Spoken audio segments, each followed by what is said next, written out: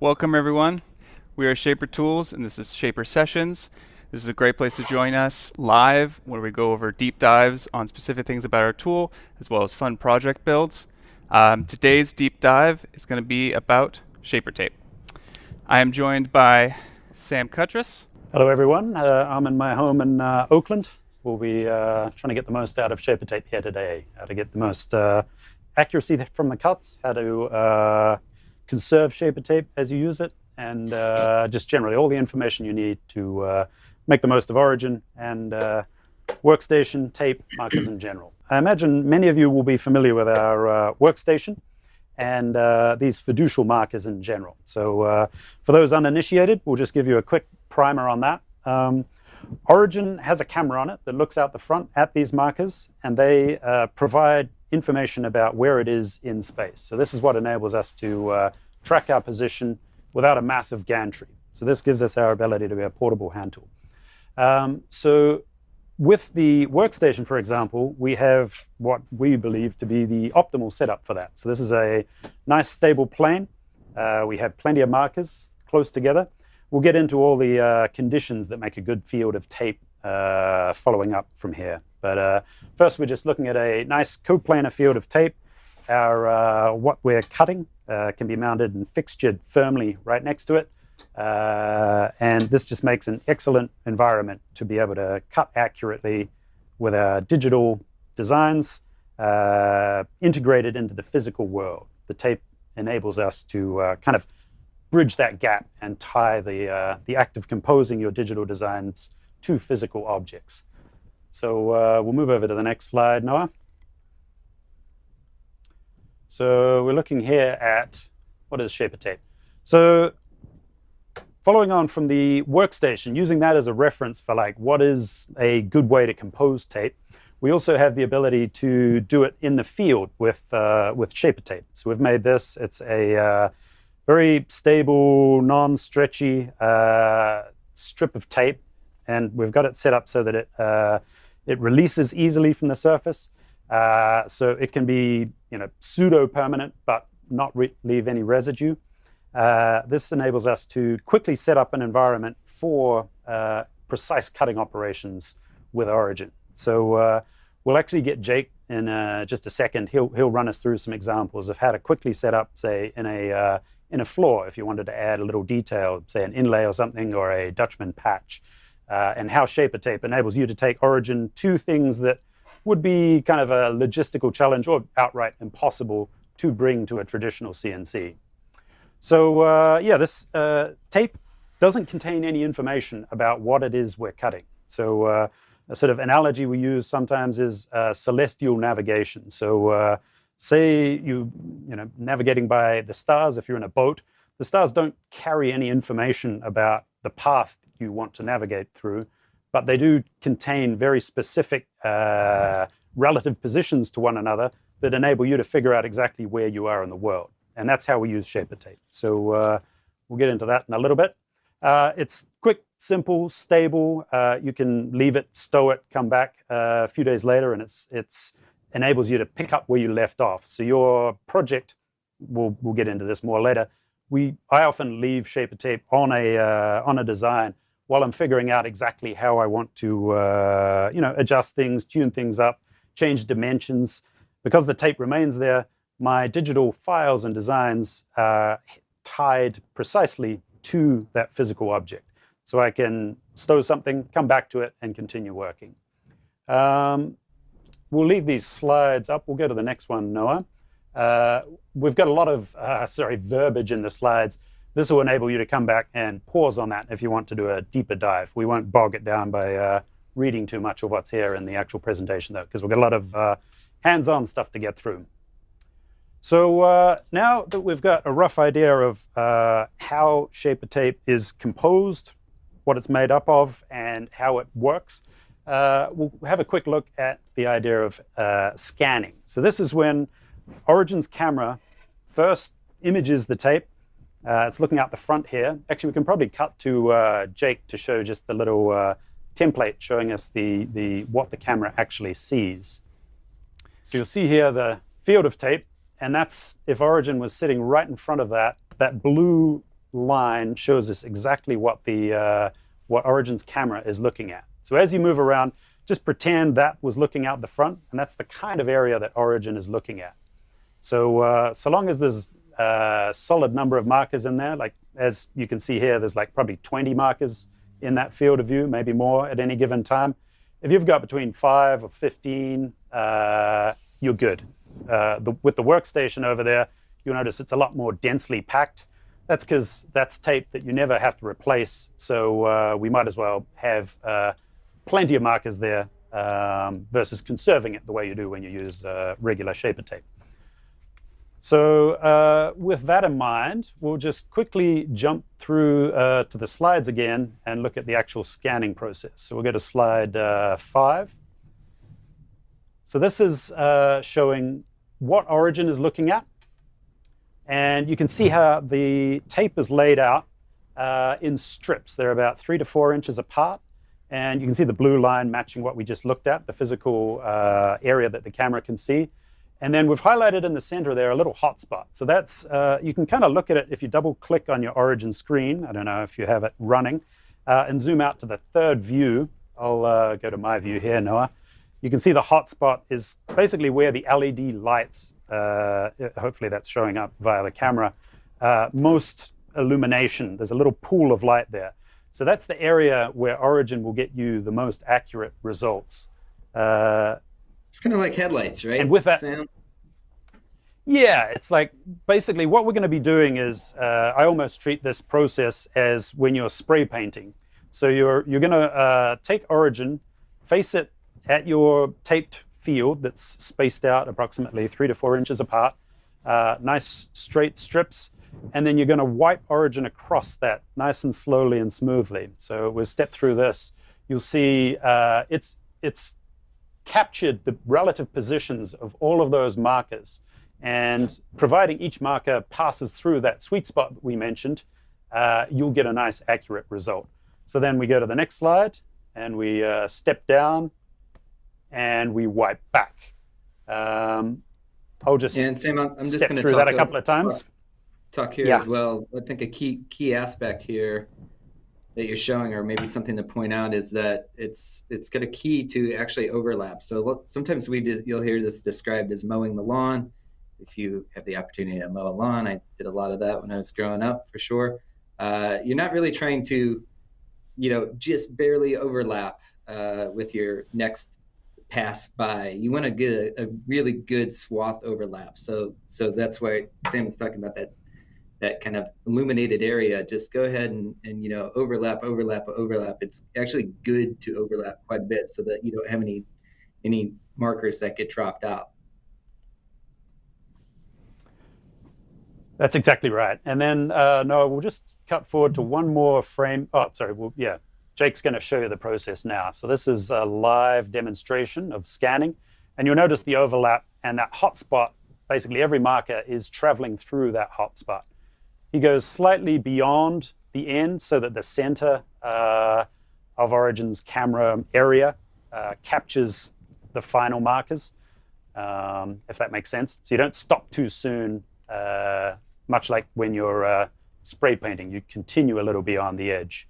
Now, when he hits accept, that will all stitch together. And what's happening there is Origin's flattening everything out, and it takes care of all the complicated calculations, basically so that you don't have to. So up the top here, we see what you see. So you just see strips of markers. And then when we scan it, Origin basically converts that to what you see at the bottom there. So that's each one of those green lines and points is a measurement, the same way as measuring by the stars analyzes where those waypoints are. They get locked in place. One quick thing I should note is this kind of forms a truss.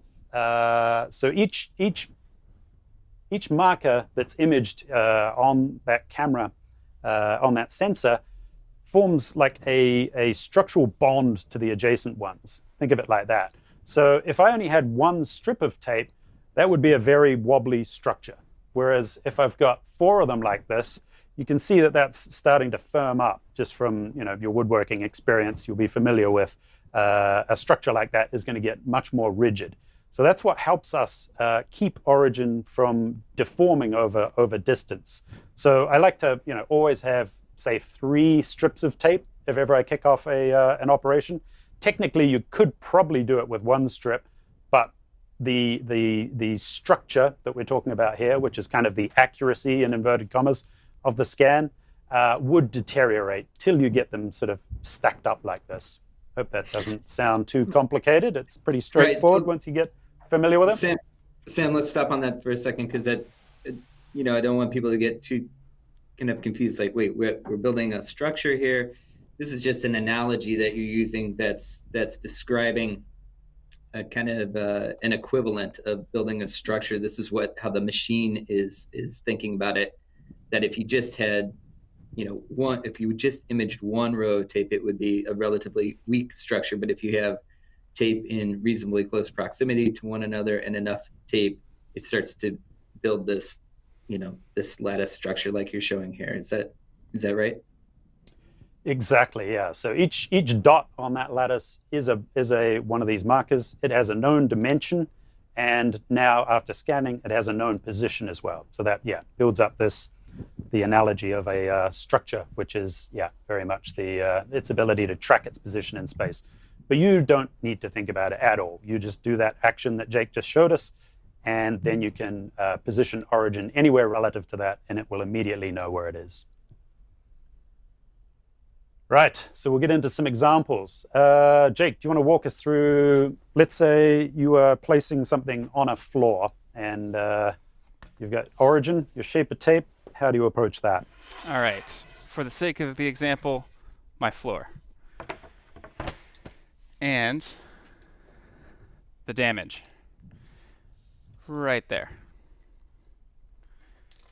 So, given that it may be a giant floor, but it's a localized piece that I'm working on, I really just need to put a couple of short strips out in front, because again, origin looks out in front of itself, 4 markers, and we don't need to go all the way across. We're just going to do a couple of short strips, doing myself a favor and keeping as many full markers as possible.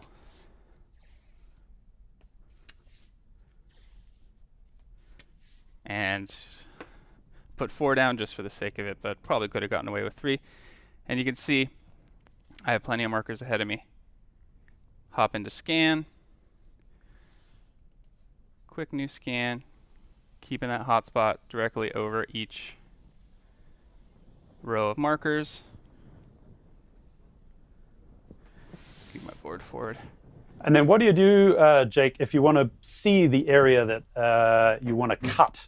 Because origin doesn't care about the actual image. It only cares about the markers, right? Yes.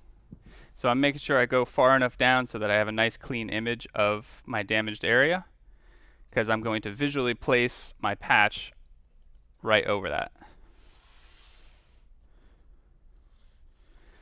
Stitching those images together, and there's my damage. So I'll zoom out for you. I do this anytime I make a scan anyways. I zoom out fully and just make sure that I have good coverage. I'm looking at my tape meter up here on the right side, and as long as that's solid black, I am good to go. If I start to get in the red, I know that I didn't add enough tape in that particular area, but right here I'm good to go. So I can hop into... So we can probably just quickly talk about the tape health meter as well while you're doing that, Jake. So he's making a rectangle. And so the tape health meter is telling you how well is origin able to track its position.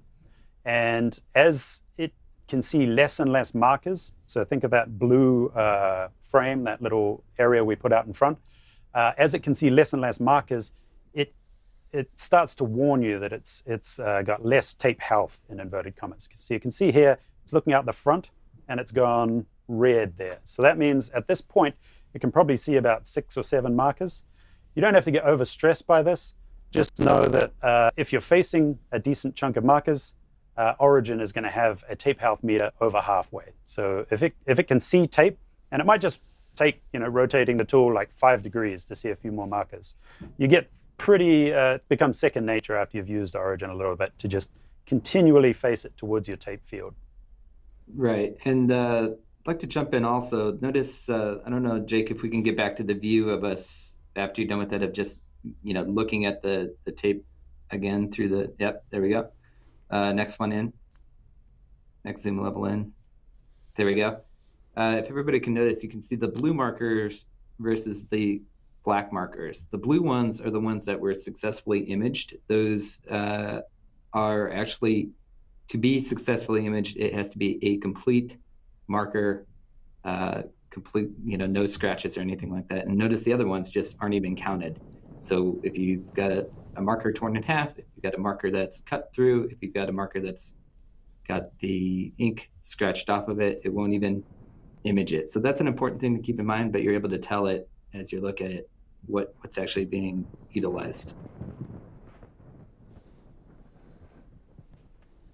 So yeah, that shape Jake's made there is readily available for cutting now, however he likes. You might just want to air cut it or something, Jake.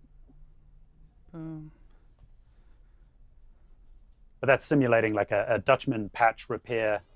He can then make the same shape, cut it out of something positive in some other stock, and insert that right in place in the field without ever touching a computer.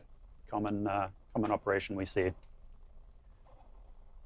We get the basic idea there. So that's one example of where you can do a pretty sophisticated operation with a very modest amount of tape. Another one that's interesting is that long strip. So people make what's called like a tape board or a tape fixture. So often they're cutting the same thickness stock, and they'll continually come back to it and just index against it with another piece of stock the same thickness.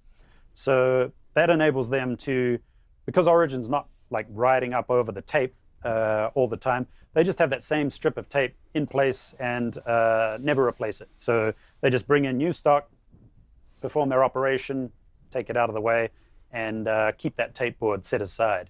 We'll have some comments later on how to make those more durable if you want to, if you've got a specific operation that you expect to do, many hundreds of times, how to set that up so it's, basically permanent. But yeah, there's this example combines two ideas. Jake's going to cut or show how you would cut a very narrow object. So that object itself is not wide enough to have your tape on it. So that's his tape board. So that's what he's going to put this thin strip up against. So remember we said, if he only put one strip of tape on that thin element, it would not be a robust enough scan to avoid sort of distorting or resulting in curves.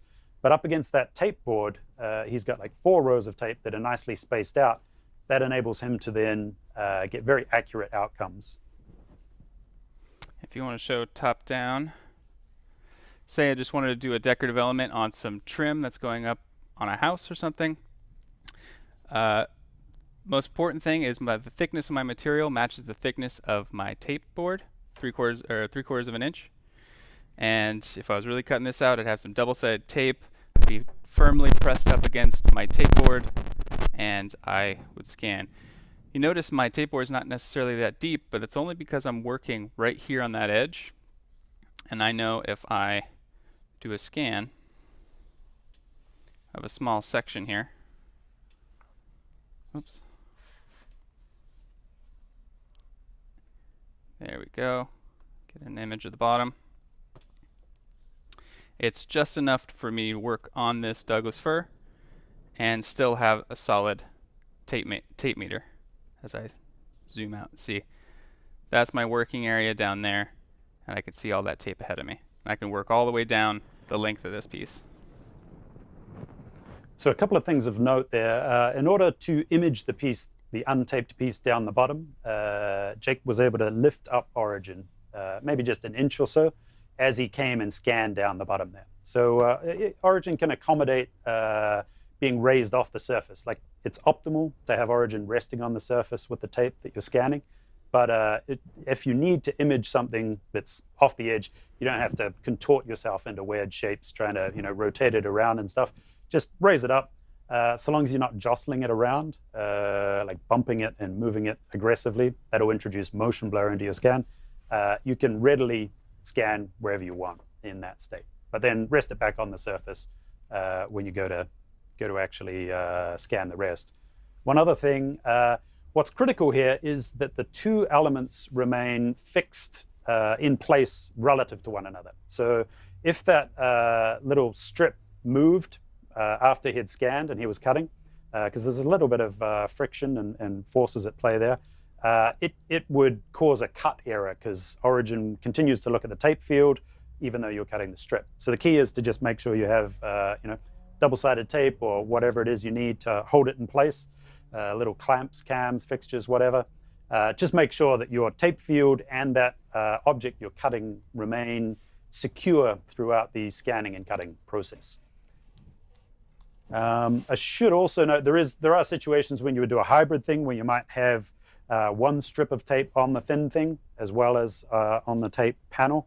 If it was, say, a foot deep or something like that, that works as well. Just make sure they don't deflect or move or come loose during the cutting operation as well. Right. Then we've obviously this approach works the same on a large, say, 4x8 panel or larger. You just add more tape as needed and continue working. Right, so for a good taping experience, we're going to go through what's involved here. So Jake's going to get out a panel and show some of the things to avoid. None of the, or most of these are not you're not dead in the water if some of these compromised a little bit. Origin's pretty resilient and will enable you to cut and get good outcomes in most situations. So this is just, if you want the best outcome, or if you worried about accuracy, or you're getting a low accuracy scan warning. These are what you want to look at to make sure that something to do with your technique is not causing the problem. This is just a quick checklist that enables you to get everything dialed. So first and foremost, you need a nice flat solid surface. So no cupping, really extreme grain will introduce issues. It needs to be dust and oil and moisture free. Like super wet wood, obviously we won't be able to adhere to that. We've got some suggestions later on for some sort of tips and tricks for working around HDPE and some of these non-sticky surfaces. But yeah, basically just make sure you get the dust off, get the surface flat, and you're pretty much good to go there. So do we want to start looking at your panel there, Jake? Yeah. And pointing out all the issues. I've done everything intentionally very wrong. So this is perfect. The overhead view. Everybody, if you're just joining the video, if you're rewatching this, don't do this. Just please don't do this. Don't do it. All right. This is painful to watch. So right off the bat, you can see that arc. I mean, I had to really try to put that arc in, but not only does it curve the tape and slightly curve the markers, it introduces little wrinkles into the tape. The tape wants to go down straight naturally, but if you're doing over a long distance or just really trying to stretch out the tape for whatever reason, you'll get things like this. Also, overlapping, avoid that as best you can. It really helps Origin to be able to locate in a single strip. And then again, these really tough wrinkles. You'd be surprised, especially if you have a large tape field, sometimes a wrinkle will happen, you won't even notice it. So, get low, kind of catch it in a good light, make sure that you don't have any wrinkles. And then these little flaps on the side. There's a full marker here hanging off the side. So that's going to confuse Origin because it's still seeing a full marker, but it's not able to use that full marker. No, worse than that, Jake.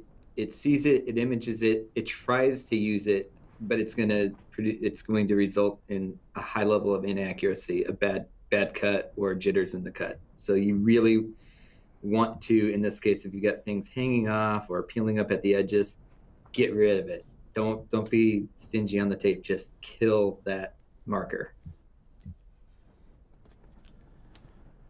And then we got situations like, I mean, we can sort of see it here. If Jake was to image both that panel he has there and the workstation, they're at different heights. So that's a problem as well. So you don't want your tape to, it'll try to solve everything as one flat plane, and that will like confuse it and drag the accuracy of everything else down with it. So it's sometimes you can end up in, yeah, here's good examples. So that's the edge one, unsupported tape, like if it's dipping into a hollow where material isn't behind it, will introduce error. We'll keep stepping through these, Noah. There's the arcing and the crimping. This one here is a good example of, you can end up with tape, just on objects nearby. And if they get imaged when you're scanning and then move, they can confuse origin. The one on the right is showing what I was talking about earlier with that tape board. If that second panel moves, it will have a rift in the sort of tape field. It'll confuse origin by saying, hey, I'm 2 millimeters to the left or something, and that introduces cutting inaccuracy. And then the other thing is, we've already mentioned that only complete markers count, but also don't stretch the tape. It's designed to be, not pulled aggressively to be laid down. You sort of gently make sure it's not deforming or bowed, and then lay it down and press it flat. So if you were to stretch it, what you're actually doing is telling origin that the object is bigger, or it'll think it's smaller than it is. So yeah, if you aggressively pull on the tape, you will be able to introduce error into your cuts. So just try to lay them down with a consistent approach that is not pulling on it. Yeah, and can we stop on this for a second and maybe have Jake demo a couple of things? I think it's worth talking about this a little bit, because one common error that I've seen when we've described to people to not stretch it, the other extreme of this is where I've seen people try to just lay it down sort of marker by marker by starting at one end and then smoothing it with their hand as they go. Well, we have determined this is the exact way to introduce heavy arcing into the tape, because you can't really, you're not sort of dealing with the straight line as you go. You can't see what you're doing. So the best way, so don't do what Jake's doing there, is what I'm trying to say. The best way is actually to do what Jake's about to do. There we go. Make your straight line, not stretching it too hard. Smooth it out, tear it off. Perfect. People have got all sorts of interesting ways they do it. Some people have a craft knife and they'll cut it between the things, between each marker. You do whatever you want to do, but yeah, just whenever you want to reference a good layup, look at your workstation. That's a good sort of format to be aiming for. Right, and then here's that's when we were talking about, if you just casually lay something down and it happens to be on top of tape you've forgotten about, that can be that multi-height situation that is going to introduce inaccuracies. Right, so we'll move on to the next one. This one's looks a bit green and odd, but we'll walk you through it. What we're looking at here is the greenness is accuracy of cuts. And this isn't really to a specific scale. I'm just highlighting that the closer the cutter is to a tape marker, the more accurate the result is going to be. So the further you go from tape that it's ever imaged, the more chance for error to creep in. So say I wanted to put something down in the bottom of this panel, the first image, I'd be, say I might be 12 or more inches away from the nearest marker. It would be less accurate than the one on the right, which has another strip of tape, which enables that accuracy to be more sound the whole way to the edge. So just consider that. Even it can be just a great way to really button things up, is to add another strip close by where you're cutting. That's the pro move there. It's probably, you can obviously, you're already 6 inches away from your first strip of tape that you see. So Origin's very accurate to that level, and remains very accurate quite a way back, like to like a foot away, you're still pretty accurate.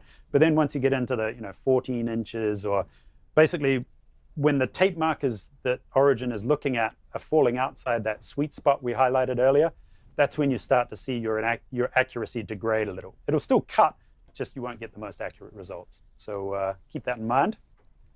And we'll take a look at the next one here.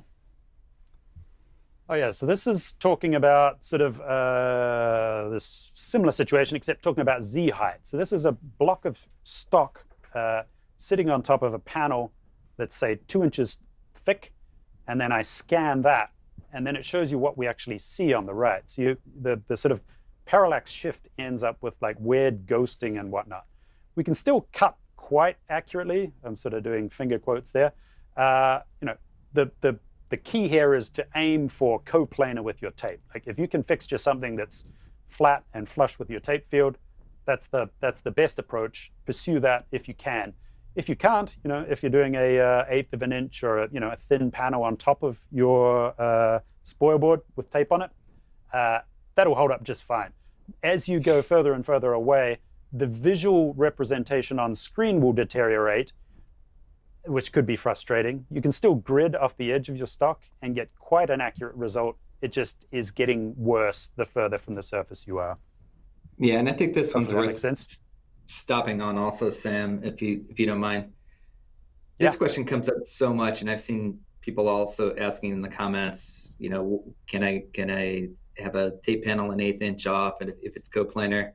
Like Sam was saying, you can do it. What you're trading off here is accuracy, of dimensional accuracy. So if you are, the way that I like to think about this is, if you're going for the most accurate, dimensional accurate cut that you'd like to achieve, the tape should be on the same plane as whatever you're cutting, which would be whatever the surface of the machine is writing on.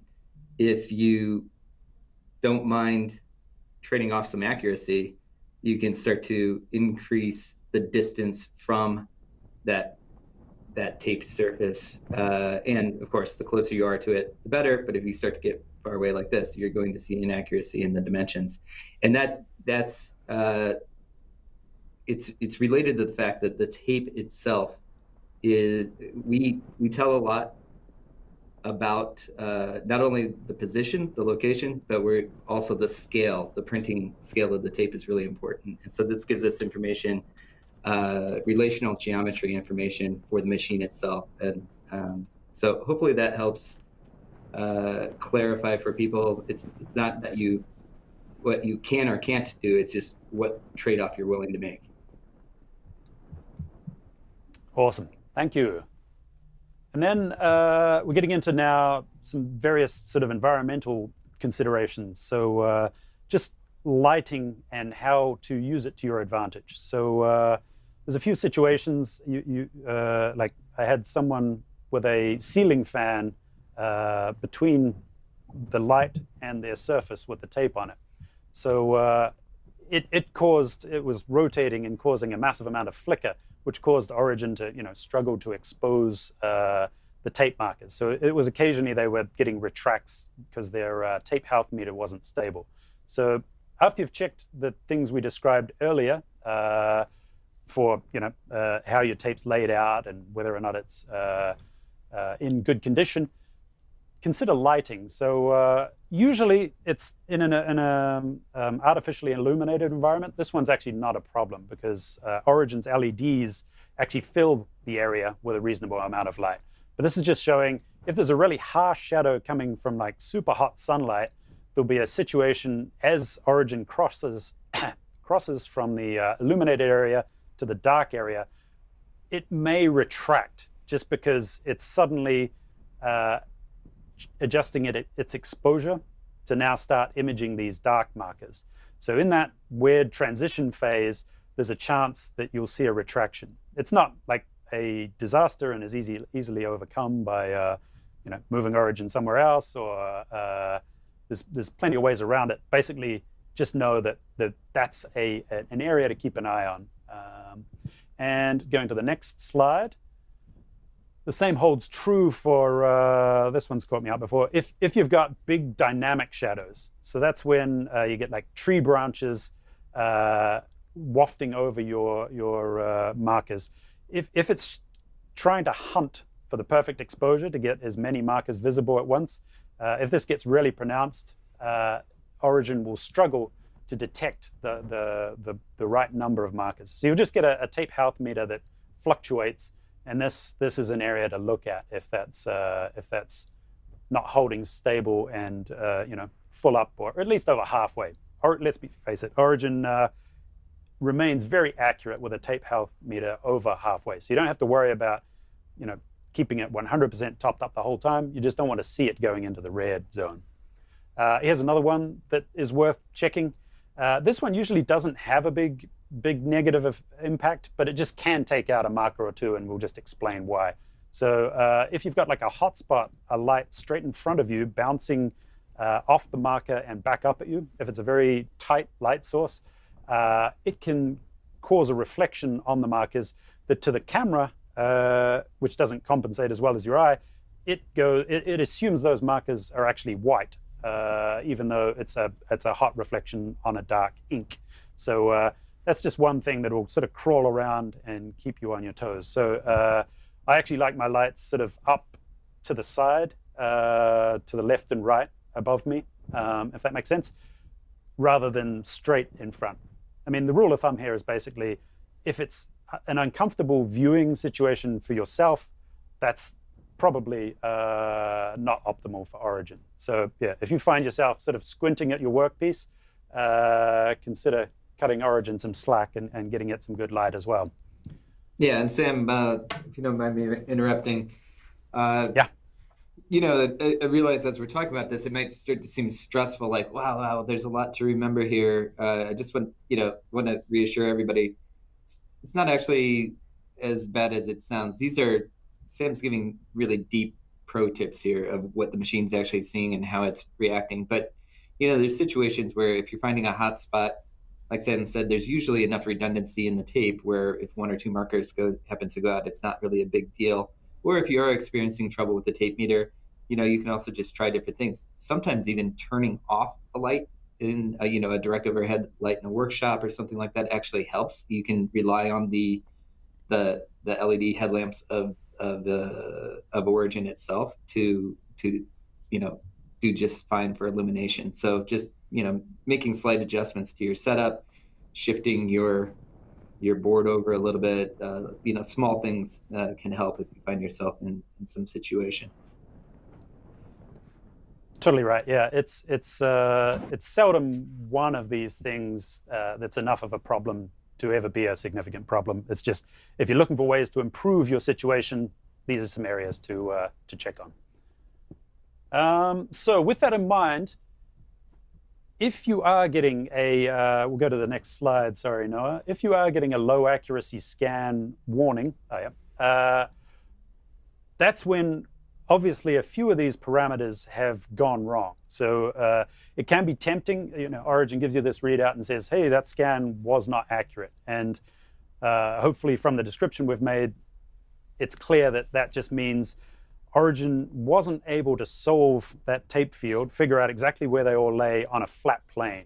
There was it saw some error. Something's off, something's moved, something's warped, something's not right. Now, it can be tempting to kind of just sort of push on, but it's often a good idea to just go and quickly review, what options you have to fix that. And because I've seen people take on quite big projects with a low accuracy scan warning at the outset. And if you're launching into an expensive project, don't do it when the scan says it's low accuracy, because that's just asking for problems. So just go back, review what we've listed here, and then resolve what you can, and just perform a nice slow scan the way Jake showed you at the beginning, and you will then be able to cut with confidence. One area that's critical to remember is the next one, Noah. Add to scan. So what add to scan does, this is worth remembering. If you ever do have tape that comes loose, get it off, like what Jill was saying with the little stragglers hanging off the edge, if they were get them off. But also, if you have a strip of tape that's sort of delaminated, that's come loose, it can be tempting to just kind of repress it back down. But if you press it down and you're like a millimeter off, you're introducing a millimeter of potential inaccuracy in your cuts. So even though it's tempting to just press it down and soldier on, you want to get that extra little strip of tape off, and then you may want to add some new tape and then perform an add to scan. So what is happening when we add to scan? What it's doing is taking your initial field of tape markers, locking them in place, and then saying, how do any new markers we image integrate into that? So it just adds to the scan, to the workspace, and that then gets you the ability to, like, if you've got an area that you didn't have enough tape in to complete a cut, you can just add some more tape and continue scanning. Now, the fact that it locks, have Jake show this instead of absolutely a slide. So I've just finished doing my original scan, but I know that I'm actually going to need cut a little closer to the top. So once that finishes putting that together, okay, so as I get closer, I can no longer see any more tape. So let's go ahead and do one more strip at the top.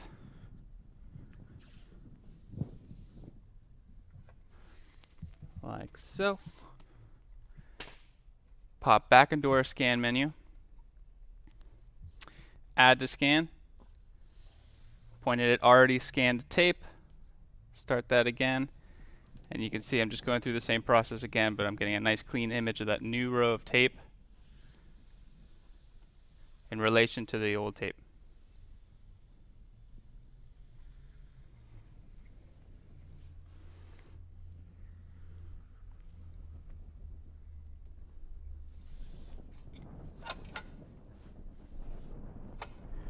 So the only thing to remember with add to scan is you need to have it bridge with existing tape markers. So you have to start in an area that it can see good tape, then you can scan into the areas with the new tape.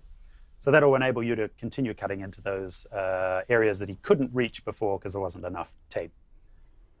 So the key thing there with respect to accuracy is if the original scan was inaccurate and got locked down, then the add to scan wouldn't fix the original scan, if that makes sense. So if you're wanting to do something like this for accuracy and you don't want to bring all your you haven't cut most of the project, start a new scan. Don't do an add to scan attempting to fix an inaccurate scan, if that makes sense. Yeah, that's a good tip, Sam. I think that the key takeaway here is add to scan's a real project saver. I was going to say lifesaver, but let's not be as dramatic. Project saver if you find yourself low on markers, or maybe from the outset didn't have enough, or even if you've cut through markers and on a big work piece that you're actually consuming them, it's a good saver. It was at the very beginning. If we rewind back in time, when Origin first came out, this is a feature that we didn't have, and it was a very, very big addition in software to do it, and it was worth doing. I ran out of expletives for that situation. Right, we almost called that feature. But it's good. Sam stop cussing feature. Yes, yeah, I remember that. It's good now. So now we're moving on to, we mentioned earlier, if you've got tape that you're struggling to stick down on something, like we've seen people do cutting boards that have been pre-ordered, oiled. Say someone comes back and is trying to cut on that. You can do what Jake showed earlier with the tape panel fixture nearby it, and cut a little detail on the oiled object. I mean, oil's pushing your luck to adhere to, but HDPE is a good example of a very non-sticky surface that we often use these two techniques. Either put painter's tape down under the ShaperTape, and you can see that's number one there. And that's just, it's stickier. It still comes off fine, but that's a good substrate to the ShaperTape to stay in place throughout the cut. The other situation is you can see I've run it around the edge, and I've put painter's tape on the side. So if you could stop it peeling up, Origin often only sort of traverses over the tape a few times to complete the cut. So long as it doesn't get caught or dragged around, that can be enough to just hold it intact. And then once you've cut that area, you pull that tape aside and continue moving your way forward. So that's just a couple of approaches for dealing with non-sticky surfaces.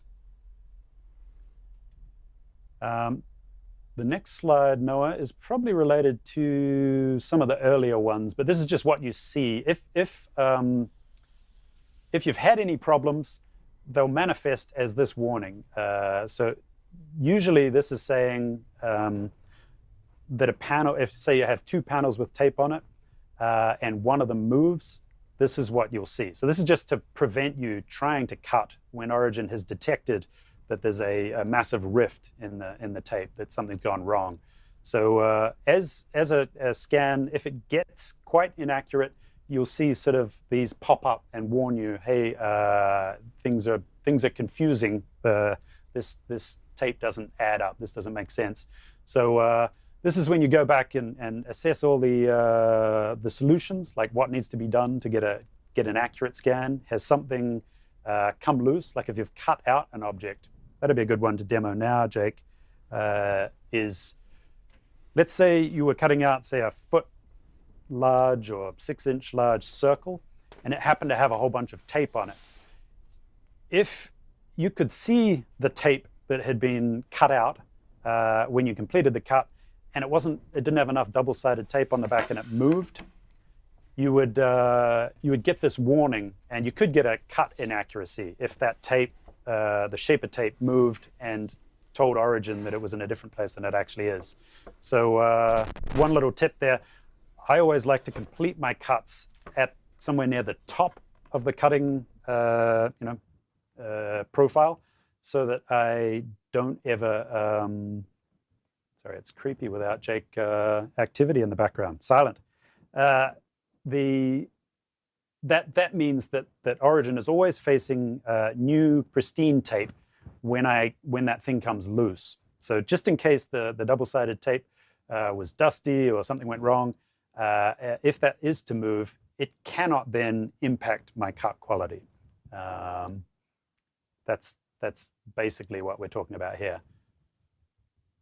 So not sure if we can switch to Jake or not. If we can't, we can just skip forward to the next slide.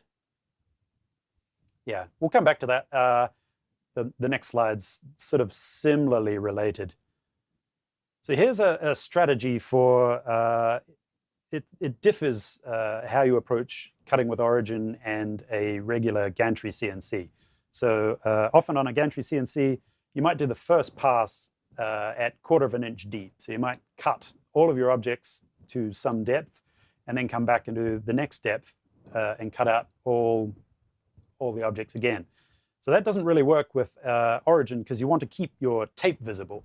So what you do is you actually cut entire elements out and work your way forward across the clean tape. So you see this normal logo.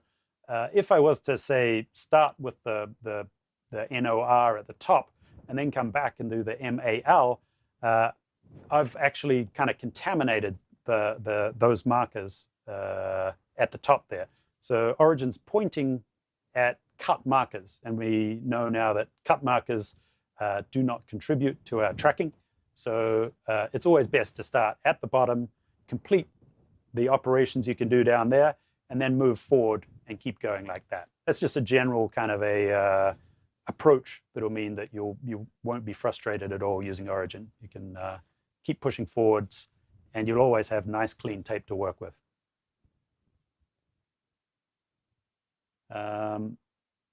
Then we can talk about, we were talking about preserving those tape boards. So a panel with tape on it, maybe it's got some specific fixturing or whatever to hold things in place and constantly index, an operation into the same location.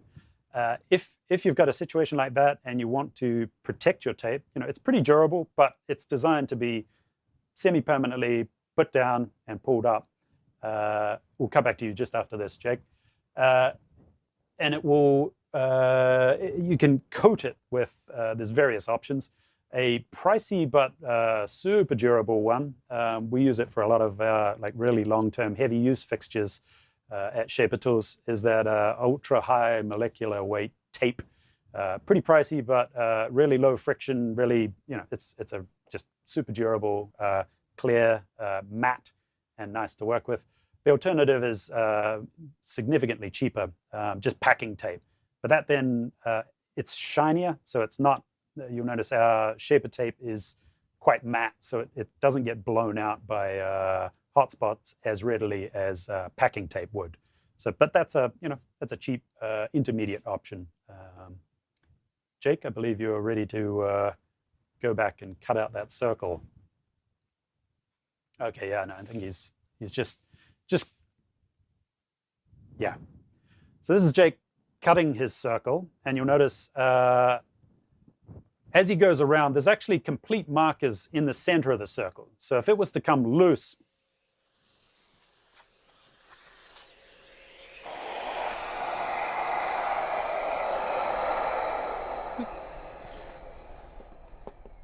for the sake of the example, and say twist like that, that becomes potential danger for the rest of my scan. Say I come down here, I'm going to get that warning.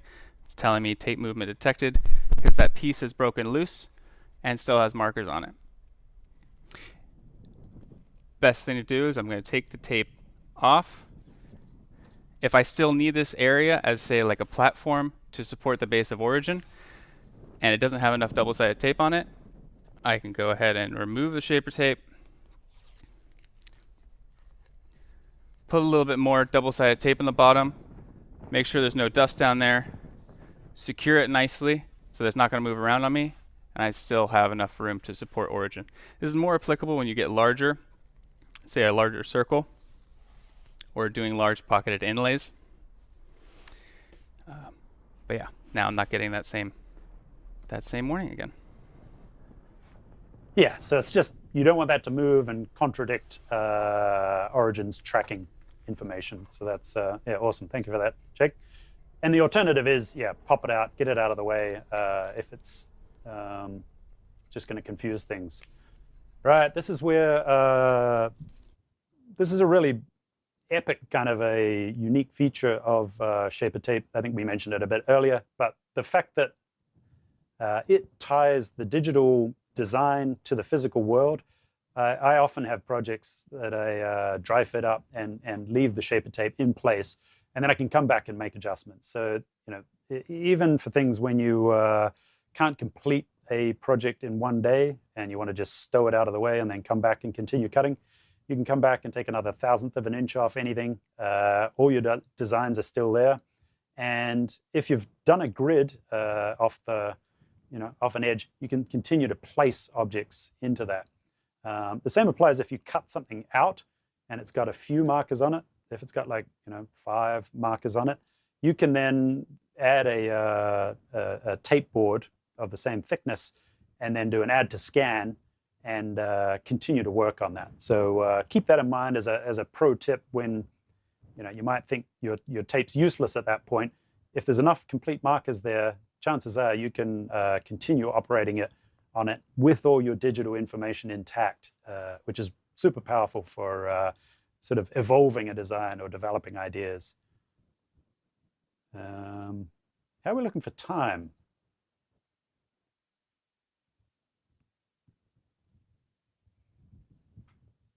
Okay, so I think we've got some troubleshooting ones here. So this is if you ever have problems with delamination, which is when I think Jake might have a role in there that actually delaminated.